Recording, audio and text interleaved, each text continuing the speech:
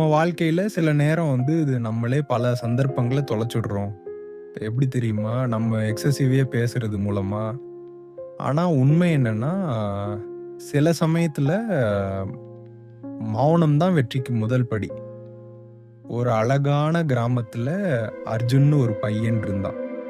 படிப்புல திறமைசாலி, புத்திசாலி. ஆனா ஒரு குறை இருந்தது. அவன் எதையுமே ரகசியமா வைக்க மாட்டான். ஒரு புதிய பிளான், கோல் அல்லது ஐடியா வந்துட்டாலே ஊரையே கூப்பிட்டு சொல்லுவான். ஆனா அவனோட ஆசைகள் பல நேரத்துல கனவுலயே முடிஞ்சிடும். ஒரு நாள் கிராமத்துல உள்ள கோவிலுக்கு போனபோது ஒரு பெரியவர் அவனை கூப்பிட்டாரு. அர்ஜுன், உன்னோட கனவுகளை பத்தி நிறைய பேசுறியே, ஆனா என்ன ஒரு விஷயம் சொல்லு, உன் கனவு எதையாவது நிறைவேத்திட்டியா? அர்ஜுன் தயங்கினான். சில நேரத்துல நம்ம எக்ஸசிவா பேசுறது நம்மளே முன்னேற விடாம தடுப்பு மாதிரி ஆகிடும். அந்த பெரியவர் ஒரு கதை சொல்ல ஆரம்பிச்சாரு. நீ கேட்டிருக்கியா? ஒரு விவசாயி இருந்தாரு, பேர் கண்ணன். அவர் நிறைய கஷ்டப்பட்டாரு. ஒரு நாள் பெரிய விவசாய நிலம் வாங்கணும்னு கனவு இருந்தது. அவர் தினமும் உழைச்சாரு. ஆனா யார்கிட்டயும் சொன்னதில்ல. மௌனமா உழைச்சார், மௌனமா சேமிச்சார். நாள்கள் போச்சு, ஆண்டுகள் ஓடின.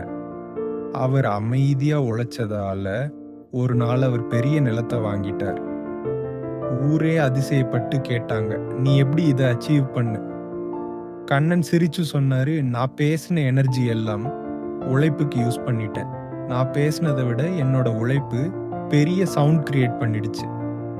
அந்த நாள் முதல் அர்ஜுன் அமைதியா இருந்தான். கனவுகளை சொல்லல, ஆனா அமைதியா வேலை செய்ய ஆரம்பிச்சான். மாதங்கள் கழிச்சு அவன் படிப்புல ரொம்ப பெரிய சாதனை செய்தான். அர்ஜுன் ஒரு உண்மையை புரிஞ்சுக்கிட்டான்.